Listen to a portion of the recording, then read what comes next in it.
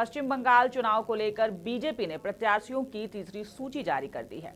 सूची में कुल 63 प्रत्याशियों के नाम का ऐलान किया गया है। आपको बता दें कि प्रसिद्ध अर्थशास्त्री अशोक लाहिड़ी अलीपुरद्वार से, राजीव बनर्जी डोमजूर से, रविंद्रनाथ भट्टाचार्य सिंगूर से, राज्यसभा सांसद स्वप्न दास गुप्ता तारकेश्वर से चुनाव लड़ेंगे। एमपी निशित प्रमाणिक दीनहाटा से, बाबुल सुप्रियो टॉलीगंज से चुनाव लड़ेंगे। चंडीतला से अभिनेता यश दास गुप्ता चुनाव लड़ेंगे। अभिनेत्री पायल सरकार बहेला पूर्व से चुनाव लड़ेंगी और डॉक्टर इंद्रनील खान कसबा से चुनाव लड़ेंगे। अभिनेत्री तनुश्री चक्रवर्ती हावड़ा श्यामपुर से चुनाव लड़ेंगी। एमपी लॉकेट चटर्जी चुचुंडा से चुनाव लड़ेंगी। अंजना बसु सोनारपुर दक्षिण से चुनाव लड़ेंगी। हावड़ा दक्षिण से रंती सेन गुप्ता को उम्मीदवार बनाया गया है। तो आपको बता दें बीजेपी ने अपनी तीसरी सूची जारी की है।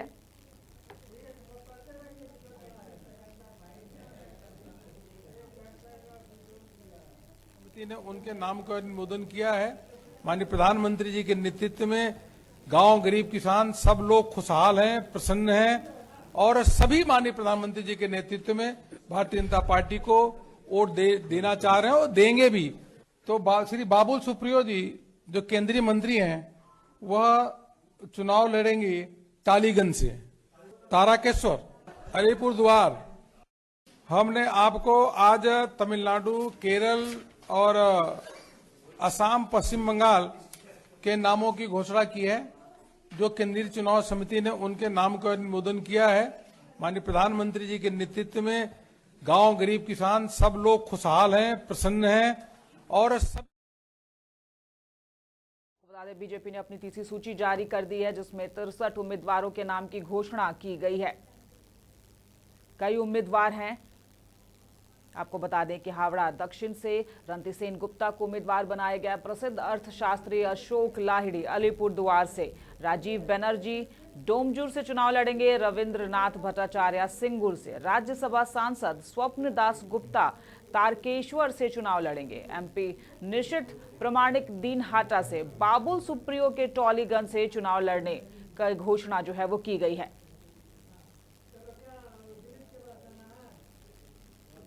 तो बीजेपी ने 63 उम्मीदवारों की नाम की घोषणा की है। इसमें सबसे बड़ी बात कि बाबुल सुप्रियो इस बार टॉलीगंज से चुनाव लड़ेंगे।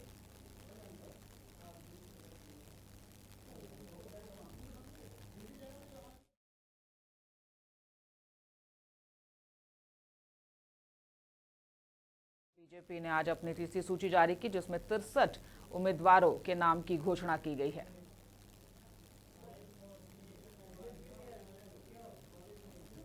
और हमारे साथ हमारे सहयोगी दिलीप गिरी जुड़ चुके हैं। दिलीप, आखिरकार 63 उम्मीदवारों के नाम की घोषणा की गई है। सबसे खास बात है कि बाबुल सुप्रियो इस बार टॉलीगंज से चुनाव लड़ रहे हैं।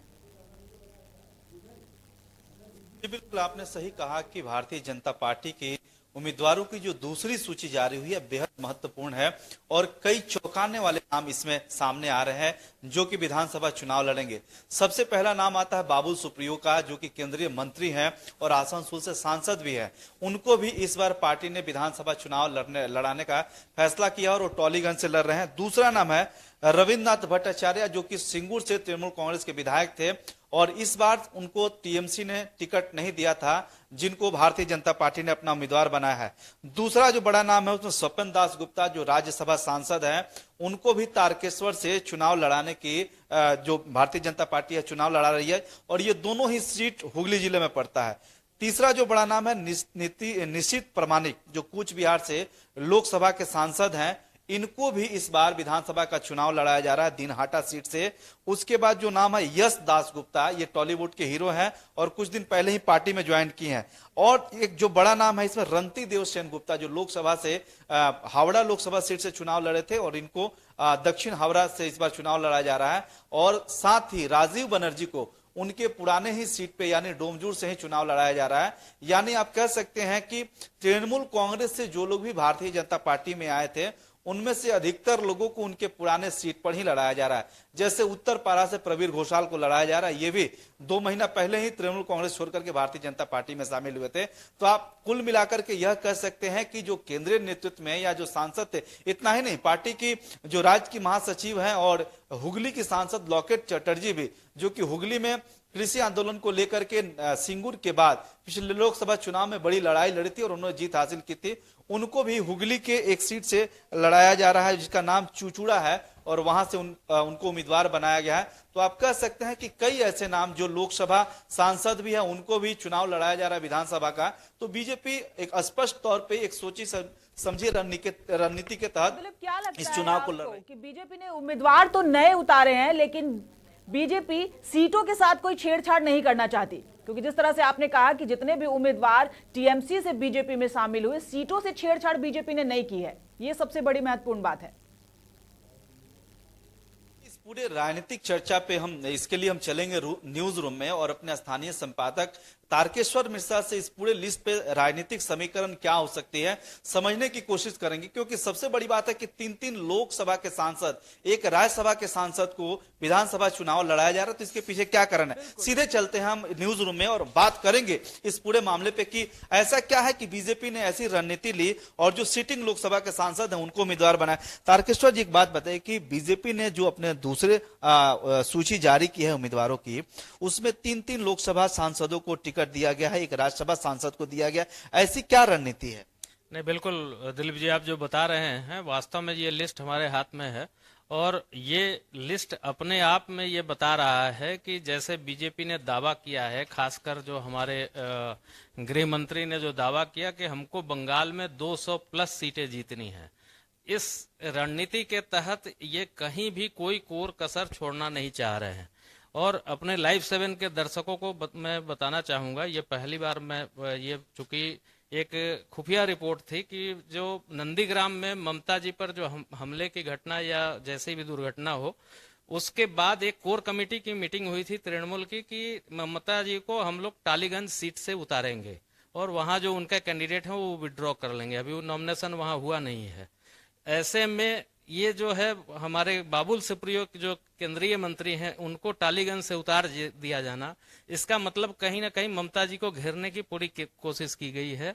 इसमें दो बड़े जो नाम जो आप पत्रकार जो हैं बांग्ला के बहुत अच्छे पत्रकार माने जाते रहे हैं, रणधीर देवसेन गुप्ता और प्रवीर घोषाल, ये दोनों जो है वो काफी हैवीवेट हैं। तो ये कुल मिलाकर के जो लिस्ट आई है ये वही तैयारी है। जैसे उमेश राय को हावड़ा से उतारा है, उमेश राय अपने आप में एक बहुत लोकप्रिय नेता माने जाते हैं, संजय सिंह को उतारा है हावड़ा से।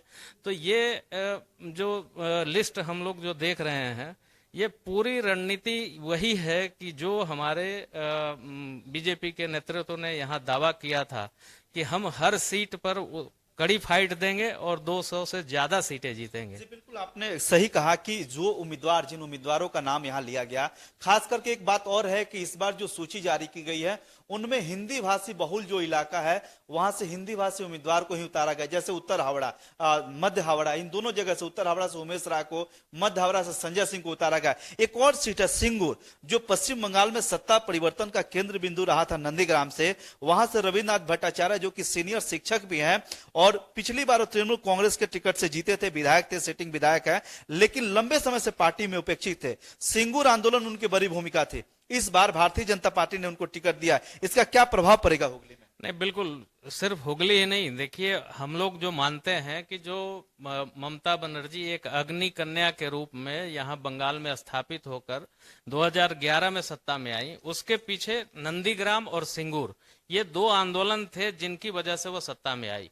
और दोनों जगह जो आंदोलन का नेतृत्व करने वाले थे इस 2021 के चुनाव में हम देख रहे हैं कि वो ममता के खिलाफ खड़े हैं। वो मास्टर मोसाई जो अपने, जिनको आपने बताया रविंद्रनाथ जी को, तो मास्टर मोसाई जो है उनको पार्टी से जो है जब छोड़ना पड़ा तो वो रो पड़े थे। और ये कहीं ना कहीं पूरे सिंगूर इलाका, क्या पूरे हुगली इलाके में एक मैसेज गया है कि ममता जी जो है यूज एंड थ्रो की नीति ये करती हैं और इस चीज को बीजेपी ने खूब भुनाने की कोशिश की है, उन्हें ही मैदान में उतार दिया है। तो ये एक बहुत सोची समझी रणनीति है। आपने बिल्कुल सही कहा कि जिन लोग जमीन आंदोलन में सत्ता परिवर्तन के ममता बनर्जी के सबसे करीबी थे, जैसे शुभेंदु अधिकारी और अधिकारी परिवार नंदीग्राम में सबसे बड़ा चेहरा था और सबसे बड़ा सेना नायक था इस आंदोलन में। में सिंगूर में रविन्द्रनाथ भट्टाचार्य सबसे बड़े सेना नायक हुआ करते थे। सिंगूर आंदोलन में उन्होंने तृणमूल कांग्रेस छोड़ दिया और उनको सिंगूर से ही भारतीय जनता पार्टी ने उम्मीदवार बना। एक और उम्मीदवार है लॉकेट चटर्जी, जिनको लड़ाकू नेत्री के नाम के रूप में देखा जाता है। वो हुगली से सांसद भी हैं, लेकिन उनको चुचुरा से उम्मीदवार भी बनाया गया विधानसभा का। इस पे क्या कहेंगे? नहीं, बिल्कुल लॉकेट चटर्जी ने जो है भारतीय जनता पार्टी में आने के बाद, खास करके जो भारतीय जनता पार्टी का जो वो आधी आबादी वाला पार्ट था, जो महिला मोर्चा था, बहुत ही कमजोर था। लेकिन इन्होंने पूरे राज्य में जिस तरह से महिला मोर्चा को जीवंत किया है भारतीय जनता पार्टी का, और इस हिसाब से जो है लॉकेट चटर्जी एक जुझारू नाम आज माना जाता है। तो भविष्य में पता नहीं क्या योजना है बीजेपी की, ये भी हो सकता है कि वो उन्हें यहाँ के मुख्यमंत्री उम्मीदवार के रूप में भी देखा जा सके। तो इस तरह की नेत्री हैं, तो इसलिए लॉकेट चटर्जी को हमें लगता है कुछ ऐसी ही रणनीति के तहत मैदान में उतारा गया है। बहुत मार्केबल बात किया है कि लॉकेट चटर्जी को मुख्यमंत्री पद का चेहरा भी बनाया जा सकता है। यह सत्य है कि लॉकेट चटर्जी के आने के पहले रूपा गांगुली महिला मोर्चा की प्रदेश अध्यक्ष हुआ करती थी, लेकिन उस समय भी महिला मोर्चा जो पश्चिम बंगाल का इतना एक्टिव नहीं था। लेकिन लॉकेट चटर्जी के महिला मोर्चा के जो प्रदेश का अध्यक्ष पद है संभालने के बाद महिला मोर्चा बहुत एक्टिव हुई, जिसके बाद उन्होंने लोकसभा का चुनाव लड़ा हुगली से और जीता भी। उसके बाद अग्निमित्रा पाल को प्रदेश अध्यक्ष बना गया और उनको महासचिव बना गया। एक और सीट है डोमजूर से राजीव बनर्जी, जो 2 महीना पहले तृणमूल कांग्रेस छोड़कर के भारतीय जनता पार्टी में आए हैं और पार्टी छोड़ने के दिन तक ममता बनर्जी के फोटो को लेकर के अपने हाथ से विधानसभा से निकले थे और राज्यपाल भवन से निकले थे। उन्होंने बड़े भारी मन से कहा था कि वो तृणमूल कांग्रेस अब छोड़ रहे हैं। वो भी एक हेवीवेट कैंडिडेट है और जब से उन्होंने भारतीय जनता पार्टी ज्वाइन की है, बीजेपी का तमाम बड़े केंद्रीय नेतृत्व, जिसमें प्रधानमंत्री स्वयं अमित शाह डायरेक्ट उनसे संपर्क करते हैं। इस सीट का क्या हाल होने वाला है, क्योंकि इस सीट पे माइनॉरिटी वोट की संख्या ज्यादा है। नहीं, बिल्कुल। आप राजीव बनर्जी की अगर बात करें तो जो हम बंगाल में साफ सुथरी छवि वाले नेता में एक जो है राजीव बनर्जी माने जाते हैं, और उनके खिलाफ जिस तरह से जैसे उन्होंने पार्टी छोड़ा, उनके खिलाफ आरोप भी लगाए गए, भ्रष्टाचार के आरोप लगाए गए, और ये एक उल्टा परिणाम तृणमूल कांग्रेस के लिए गया कि भाई एक इतनी साफ सुथरी छवि वाले व्यक्ति को आप जो है भ्रष्टाचार में लिप्त बता रही हैं, और फिर उसी सीट से जो बीजेपी ने उन्हें उतारा है। तो हमें लगता है राजीव बनर्जी अपने आप में एक ऐसी शख्सियत है, वो न केवल अपनी सीट जीतने की कुव्वत रखते हैं, बल्कि आसपास की भी कई सीटों पर उसका प्रभाव पड़ेगा। बिल्कुल आपने सही कहा तारकेश्वर जी। राजीव बनर्जी वन मंत्री भी रहे हैं ममता बनर्जी की सरकार में, और वो एक ऐसे मंत्री रहे, ऐसे विधायक रहे इस पूरे सरकार में। आप जानते हो कि ममता बनर्जी सरकार पे लगातार भ्रष्टाचार के आरोप लगे, लेकिन उन पर एक भी दाग नहीं है। वैसे में यह जरूर है कि वो अपनी सीट जीतेंगे ही, साथ ही अपने आसपास के कई सीटों को प्रभावित करेंगे। जी बिल्कुल। तो बीजेपी ने जो अपनी दूसरी सूची जारी की है उस पर अब सबकी निगाहें हैं, लेकिन सबसे खास बात, राजीव बनर्जी डोमजूर से चुनाव लड़ रहे हैं, रविंद्र नाथ भट्टाचार्य सिंगूर से चुनाव लड़ रहे हैं और बाबुल सुप्रियो टॉलीगंज से चुनाव लड़ रहे हैं। तो कई ऐसे चेहरे और कई ऐसे नाम जिस पर बीजेपी ने दांव लगाया है, सभी का भविष्य जो है वो इस बार देखने लायक है। बाबुल सुप्रियो की हम अगर खास बात करें दिलीप, तो बाबुल सुप्रियो पर सबकी निगाहें, क्योंकि जाहिर सी बात है जैसा आपने ही बताया कि एक सांसद जो है उसे अब उतारा जा रहा है एक विधायक बनाने के लिए। देखिए, आपने एकदम सही सवाल उठाया है। 3 सांसद चुनाव लड़ रहे हैं।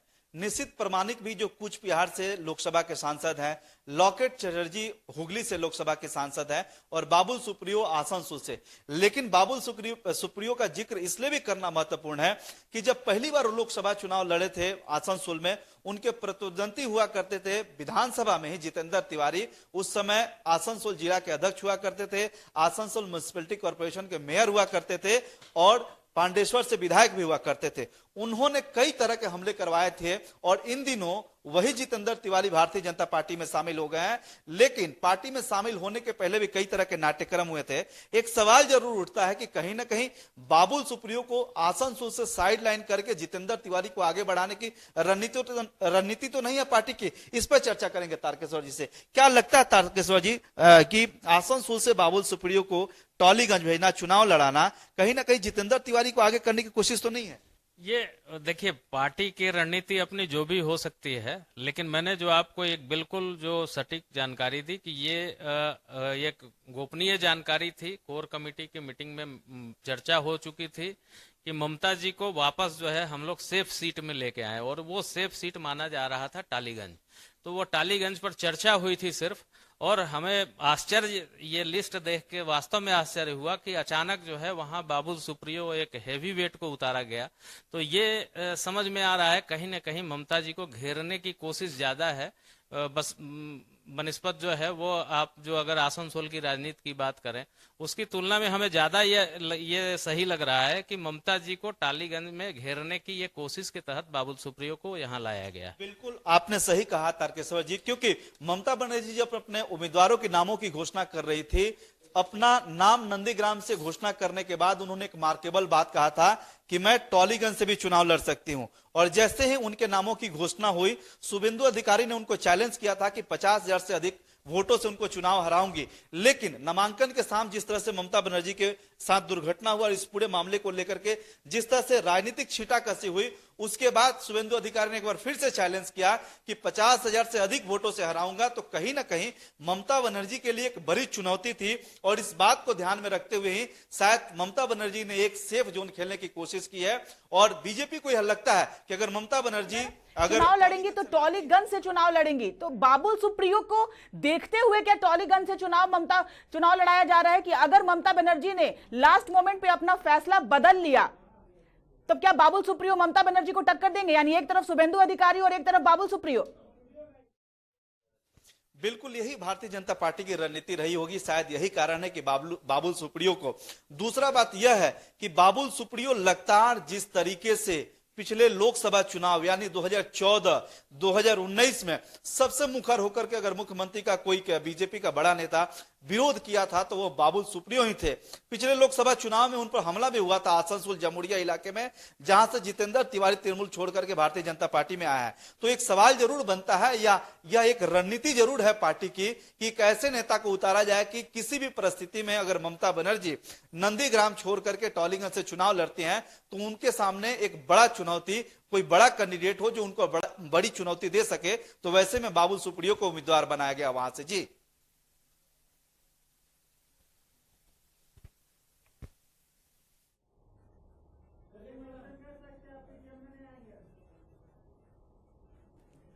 दिलीप, मेरा सवाल है कि आखिर बाबुल सुप्रियो ही क्यों?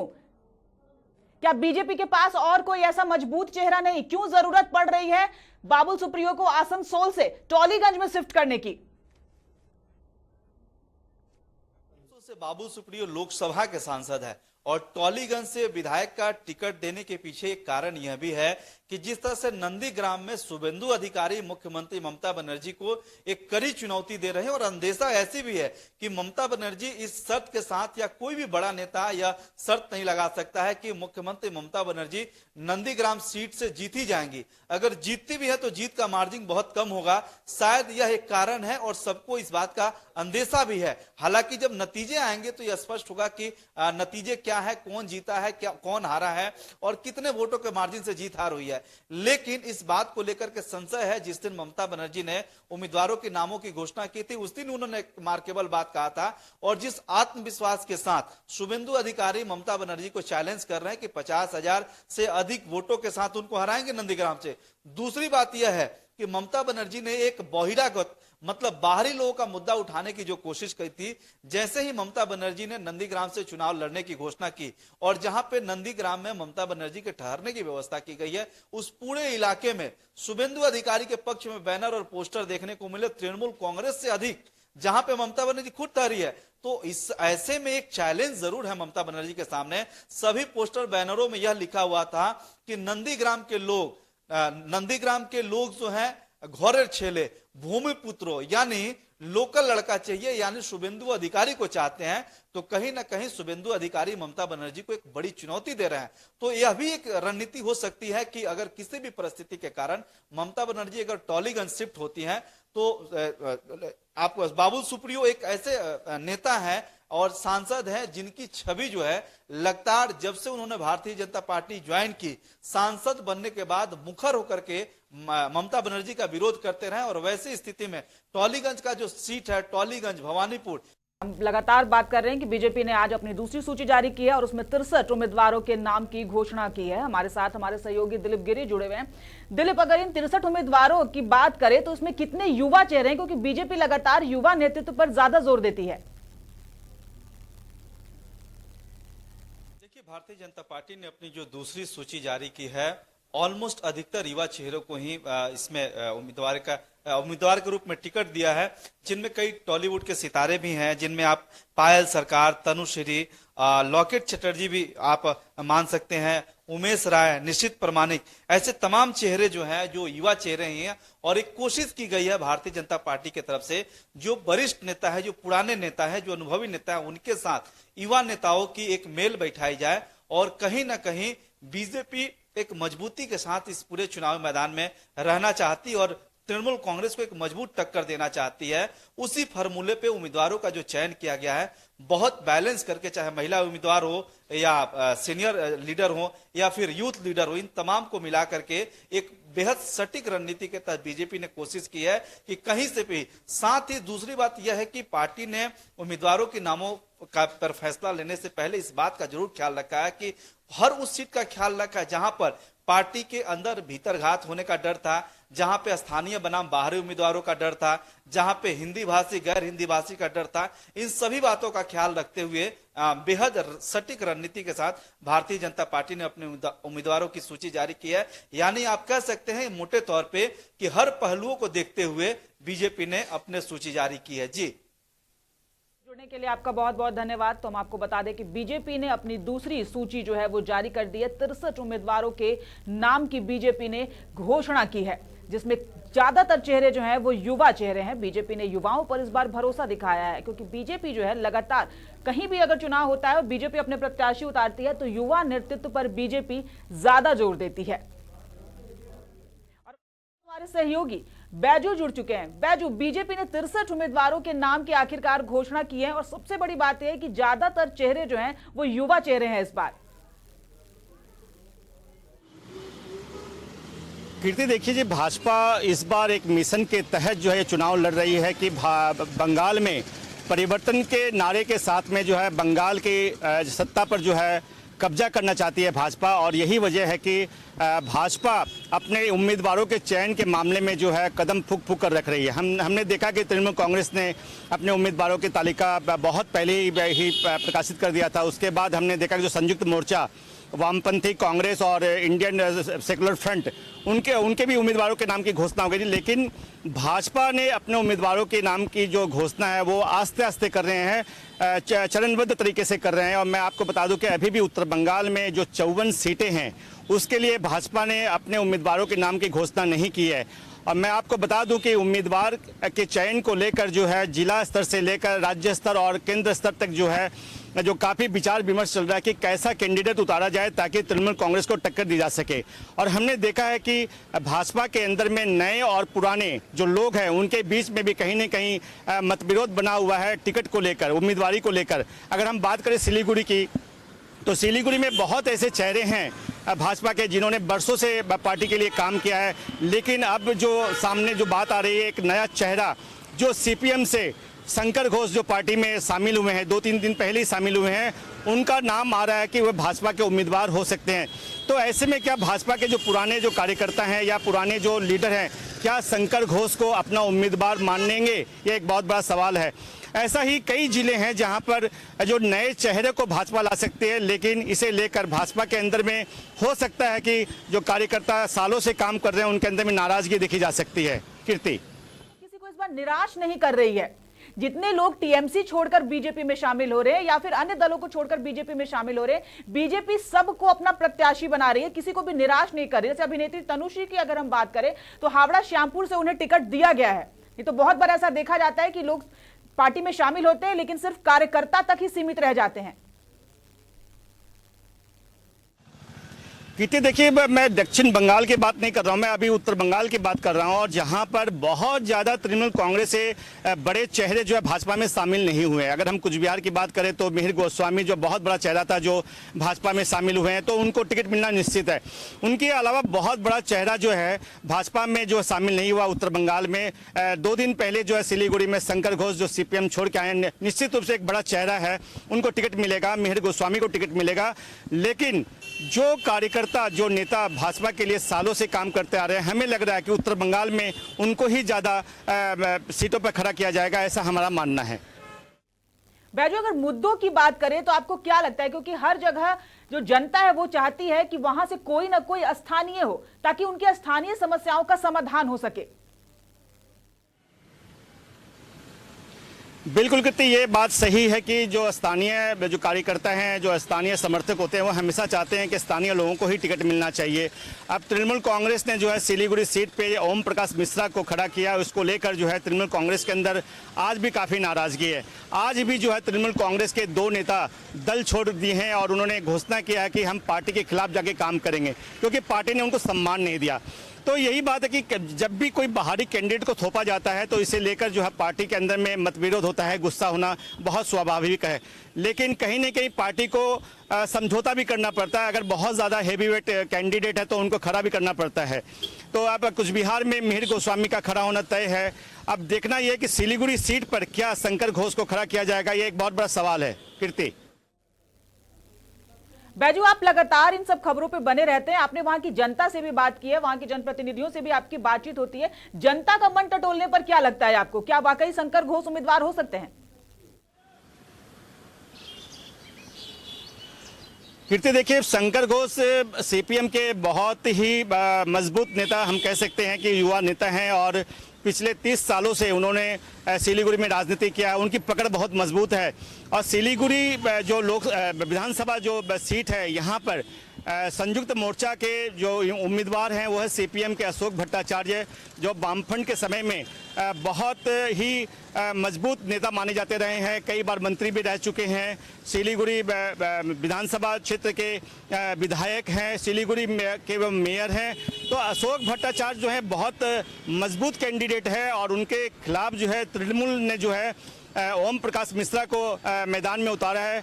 और भाजपा को ऐसा लग रहा है कि अगर अशोक भट्टाचार्य को हराना है तो एक मजबूत कैंडिडेट को यहाँ खड़ा करना पड़ेगा, और यही वजह है कि शंकर घोष को भाजपा में शामिल किया गया है। हो सकता है कि शंकर घोष को जो है अशोक भट्टाचार्य के खिलाफ मैदान में उतार सकती है भाजपा। लेकिन भाजपा के जो जिला स्तर के जो नेता है, उनके अंदर कहीं न कहीं गुस्सा नजर आ रहा है कि कल ही शंकर घोष जो है पार्टी में शामिल हुए। जो लोग पहले से काम करते आ रहे हैं वो भी कहीं ना कहीं टिकट की आस में ही काम करते हैं। अब दूसरी पार्टी से कोई आकर अगर पार्टी में शामिल होता है तो लोगों का जो लोगों की नाराजगी और उनका क्षुब्ध होना जो है वो जायज है।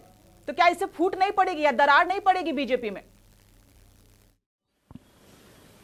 बिल्कुल बिल्कुल, क्योंकि जो पुराने कार्यकर्ता जो सालों से पार्टी के लिए काम करते आए हैं, जिन्होंने अपना समय दिया है, और हर नेता को उम्मीद होती है कि चुनाव में उन्हें भी एक मौका मिलेगा, लेकिन उनके पार्टी के लोगों को न लेकर बाहरी लोगों को अगर उम्मीदवार बनाया जाता है तो ये निश्चित रूप से कहीं न कहीं जो है नाराजगी का कारण तो बनता ही है। कृति,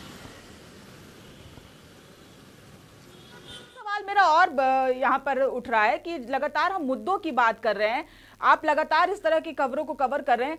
बंगाल में अभी आप जिस वक्त हैं, अगर सिलीगुड़ी की बात करें तो सिलीगुड़ी का सबसे अहम मुद्दा क्या है जिसे बीजेपी भुना सकती है, या अगर टीएमसी अपने किसी प्रत्याशी को खड़ा करेगी तो वो प्रत्याशी भुना सकता है उस मुद्दे को?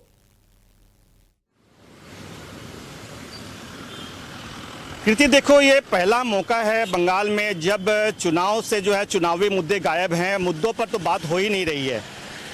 हर राजनीतिक पार्टियां इस बार ये पहला मौका है बंगाल की राजनीति में जब जाति और धर्म के आधार पर जो चुनाव लड़ा जाएगा। अब अगर हम नंदीग्राम की बात करें तो नंदीग्राम के लोगों को भी नहीं पता होगा कि नंदीग्राम में 30 से 40 मंदिरें हैं, लेकिन नामांकन के दौरान हमने देखा कि ममता बनर्जी भी जो है ऐसी कोई मंदिर नहीं थी जहां पर जाकर उन्होंने माथा नहीं टेका। शुभेंदु अधिकारी है, उन्होंने भी जाकर मंदिर में जाकर उन्होंने माथा टेका। तो अब जो राजनीति हो गई है वो धर्म से रिलेटेड हो गई है, और हर दल के जो नेता हैं वो मंदिरों में जाकर माथा टेक रहे हैं। हम आपको बता दें कि यह पहला मौका है राज्य की राजनीति में कि नेता लोग जो है मस्जिदों में कम जा रहे हैं, मंदिरों में ज़्यादा जा रहे हैं। तो कहीं ना कहीं जो राज्य की जितनी भी राजनीतिक पार्टियां हैं उनको ऐसा लगने लगा है कि हिंदुत्व और हिंदू वोट बहुत मायने रखेगा इस चुनाव में। कीर्ति। बिल्कुल बैजू, तो कुल मिलाकर इस बार स्थानीय मुद्दे जो हैं वो गौन हो चुके हैं और धर्म का मुद्दा जो है वो सबसे बड़ा मुद्दा उभरकर बंगाल की राजनीति में उभर कर सामने आया है। हम लगातार बात कर रहे हैं कि बीजेपी ने आज अपनी दूसरी सूची जारी की है जिसमें 63 उम्मीदवारों के नाम की घोषणा की गई है। जितने चेहरे हैं वो ज्यादातर युवा चेहरे हैं। कई अभिनेत्रियां भी हैं, जैसे कि अभिनेत्री तनुश्री चक्रवर्ती हावड़ा श्यामपुर से उन्हें चुनाव लड़ाया जा रहा है। एमपी लॉकेट चटर्जी को चुनचुड़ा से चुनाव लड़ाया जा रहा है। अंजना बसु सोनारपुर दक्षिण से चुनाव लड़ेंगी और सबसे खास बात यह है कि बाबुल सुप्रियो जो आसनसोल से सांसद हैं उन्हें इस बार टॉलीगंज से उम्मीदवार बनाया है बीजेपी ने, यानी बाबुल सुप्रियो पर भरोसा जताया है। आपको बता दें कि इससे पहले जब नंदीग्राम सीट से ममता बनर्जी ने अपने नाम की घोषणा की थी तो उन्होंने कहा था कि हो सकता है वो टॉलीगंज से भी चुनाव लड़े। अब ऐसे में नंदीग्राम से उनके खिलाफ तो शुभेंदु अधिकारी हैं, लेकिन अगर आखिरी समय में ममता बनर्जी ने वाकई ये ऐलान कर दिया कि वो टॉलीगंज से चुनाव लड़ेंगी तो बाबुल सुप्रियो उनके विरोध में रहेंगे। हमारे साथ उदय जुड़ चुके हैं, हमारे सहयोगी आसनसोल से। उदय, आसनसोल से बाबुल सुप्रियो सांसद रहे हैं, अब इस बार बीजेपी ने टॉलीगंज से उन्हें चुनाव लड़ाना चाह रही है। टॉलीगंज से उनके नाम की घोषणा की गई है, ऐसा क्यों?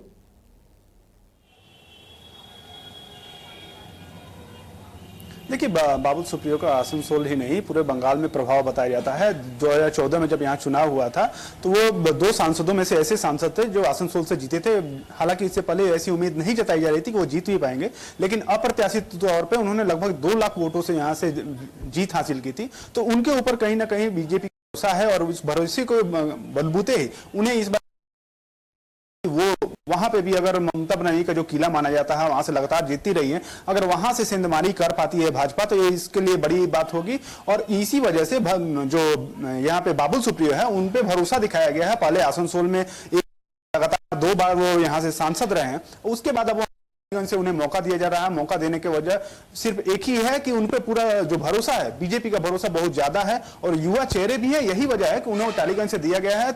ममता बनर्जी चाहे वहां खड़ी हो ना हो, लेकिन वो जो सीट है भाजपा अपने कब्जे में करना चाहती है और इसीलिए बाबुल सुप्रियो को वहां से मैदान में उतारा है। बाबुल सुप्रियो भी काफी यहाँ से जो भी है पहले से भी लड़ते आए हैं, बंगाल को भली भांति जानते हैं। हाल के जो नेता आए हैं उनसे कहीं ना कहीं वो ज्यादा परिचित है, उनको ज्यादा मालूम है कि क्या हो रहा है, कैसे हो रहा है। पूरी राजनीति पर उनकी पैनी नजर आती है। और आसनसोल में जिस तरह से उन्होंने पहली बार जीता था उसके बाद जो उनका जीत का मार्जिन था वो लगभग 2 गुना हो गया था। तो इसी बात से उनका जो भरोसा है और भी कहीं बढ़ा है, सेल्फ कॉन्फिडेंस भी बढ़ा है। इसी वजह से बीजेपी भी उनके सेल्फ कॉन्फिडेंस को बढ़ाने के बुत्ते से और उन पे भरोसा दिखा रही है। और इस बार टॉलीगंज से उन्हें मौका दिया है, उन्हें दिखाया है कि आसनसोल जैसे जो साउथ बंगाल का एरिया है यहाँ जीत हासिल करने के बाद वो कोलकाता जैसे इलाकों में भी उस इलाके में भी अपना प्रभाव छोड़े और वहां से भी सीट जीत कर जो बीजेपी को है वो सरकार बनाने में मदद करे। यही वजह है कि बीजेपी ने इस बार बाबुल सुप्रियो को मौका दिया है और उम्मीद करते हैं कि वहां से बाबुल सुप्रियो इस बार भी जीतेंगे और इसी बलबूते पे वहां पे सरकार भी गठन करने में सफल हो पाएंगे। जी, अगर स्थानीय मुद्दों की बात करें उदय, तो क्या लगता है आपको टॉलीगंज का इस बार का स्थानीय मुद्दा क्या हो सकता है? क्या वहां की जनता जो है वो बाबुल सुप्रियो को एक्सेप्ट करेगी? जी बिल्कुल, देखिए टॉलीगंज का जो एरिया है वो जिस तरह से फिल्मी दुनिया से या जो ये भी फिल्मी हस्तियां उन इलाकों से वहाँ रिलेटेड एरिया है। तो बाबुल सुप्रियो का भी एक गहरा नाता रहा है। बहुत पहले से वो हॉलीवुड बोलिए, बॉलीवुड बोलिए या टॉलीवुड बोलिए, वहाँ पे गाना से लेकर के अन्य माध्यमों से कहीं ना कहीं उनका जुड़ाव रहा है। तो उस एरिया के साथ भी उनका गहरा रिश्ता रहा है और इसी रिश्ते को भी देखा गया है कि भाजपा जो है वो जिस तरह से यहाँ पे आसनसोल में उनका प्रभाव देखा गया, उस प्रभाव के साथ ही राजनेता के तौर पर तो वो वहाँ पे स्टैब्लिश है। साथ ही वहाँ भी उनको देखा जा रहा है कि जो टॉलीवुड के साथ वो ज्यादा कनेक्ट कर पाएंगे, क्योंकि जो भी वहां पे एरिया है उन एरिया में जितने अभिनेता या अभिनेत्रियां बोले या सिंगर बोले, उन लोगों का भी जितने घर है या उनका जो प्रभाव है उसके बुते भी वहां पे लोगों तक अपना जो फैलाव है वो ज्यादा से ज्यादा संपर्क कर पाएंगे, उनसे कनेक्ट कर पाएंगे। और यही वजह है कि बाबुल सुप्रियो को वहां से मौका दिया जा रहा है ताकि देखा जा रहा है कि वहां बाबुल सुप्रियो जल्दी से जल्दी जितने अन्य प्रत्याशी है वो जितनी आसानी से वहां पे पहुंच पाएंगे, उससे कहीं ज्यादा वो कनेक्ट कर पाएंगे, लोगों के साथ जुड़ाव अपना जो है वो ज्यादा स्टैब्लिश कर पाएंगे। इसी इसी वजह से वहां पे बाबुल सुप्रियो को मौका दिया गया। बाबुल सुप्रियो को जिस तरह से मौका दिया गया वो आपको मालूम है कि लाइमलाइट में हमेशा रहने वाले चेहरे हैं, हमेशा से कुछ ना कुछ ऐसे करते रहते हैं ताकि वो सुर्खियों में बने रहे। और वहां भी जब टॉलीगंज में उनको मौका दिया गया तो वहां भी कुछ ना कुछ ऐसा जरूर वो करेंगे जिससे कि वो आम जनता, वहां की जो मतदाता है, उनको रिझाने में वो सफल हो पाए। आसनसोल के बाद अब उस एरिया को कैसे वो जीत पाने में या कैसे मतदाताओं को अपनी ओर कर पाने में सफल होंगे, ये देखने वाली बात होगी। लेकिन बाबुल सुप्रियो पर जिस तरह से उम्मीद जताई है भाजपा ने, उस पर कहीं ना कहीं वो खड़े उतरने पूरा उम्मीद, जो ममता बनर्जी की सीट है वहां से वो जो भी एरिया में वो आती हैं वहां से इस बार बाबुल सुप्रियो सेंधमारी कर पाएंगे, बीजेपी सेंधमारी कर पाएगी और इस बार जो सीट है, सीट जीत करके भाजपा को दे पाएगी। जी बिल्कुल, बाबुल सुप्रियो का नाता कला से रहा है। वहीं अगर अभिनेत्री तनुश्री की बात करें तो उनका भी, वो अभिनेत्री रही हैं, जाहिर सी बात है कला से उनका जुड़ाव रहा है। उन्हें भी बीजेपी ने इस बार मौका दिया है और हावड़ा श्यामपुर से उन्हें टिकट दिया है।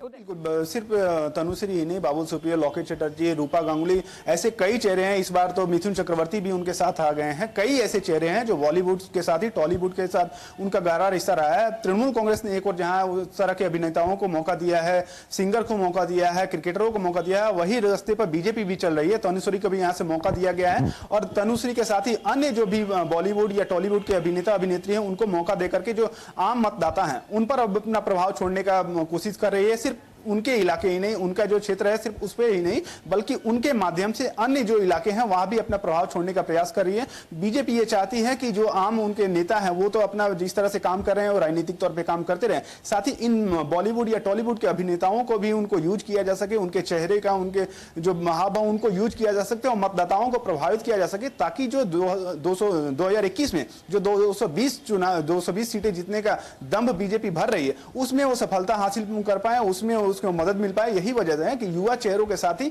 टॉलीवुड और बॉलीवुड के चेहरों को भी भाजपा लगातार मौका दे रही है। अभी तो 2 चरणों के लिए घोषणा हुई है, आने वाले दिनों में जिस तरह से चुनाव के लिए और सीटों की घोषणा होगी उसमें भी उम्मीद जताई जा रही है कि युवा चेहरों के साथ ही साथ जो टॉलीवुड और बॉलीवुड के कई अभिनेता अभी है बाकी हैं उनको भी मौका दिया जा सकता है। जी, के लिए आपका बहुत बहुत धन्यवाद। तो हम लगातार बात करें कि बीजेपी ने आज अपने 63 उम्मीदवारों की दूसरी सूची जो है वो जारी की है। सबसे खास बात यह है कि बीजेपी ने इस बार बाबुल सुप्रियो को जो है वो चुनाव लड़ाने का ऐलान किया है। सबसे बड़ी बात है बाबुल सुप्रियो टॉलीगंज से चुनाव लड़ रहे हैं। टॉलीगंज वही सीट है जिस पर ममता बनर्जी ने घोषणा की थी कि हो सकता है अगर वो किसी दूसरी जगह से चुनाव लड़ेंगी तो वो जगह होगी टॉलीगंज।